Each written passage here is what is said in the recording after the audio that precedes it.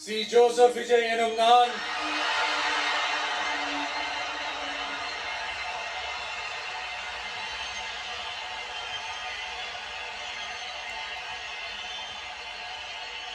சட்டப்படி அமைக்கப்பெற்ற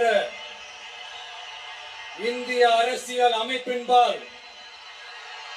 உண்மையான நம்பிக்கையும் மாறா பற்றும் கொண்டிருப்பேன் என்றும் இந்திய நாட்டின் ஒப்பில்லாத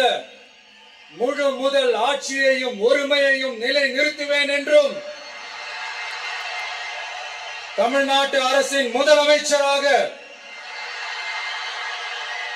உண்மையாகவும் உளச்சான்றின்படியும் என் கடமைகளை நிறைவேற்றுவேன் என்றும் அரசியல் அமைப்பிற்கும் சட்டத்திற்கும் இணங்க அச்சமும் ஒருதலை சார்பும் இன்றி விருப்பு வெறுப்பை விலக்கி பலதரப்பட்ட மக்கள் அனைவருக்கும் நேர்மையானதை செய்வேன் என்றும் ஆண்டவன் மீது ஆணையிட்டு உறுதிமொழிகிறேன்.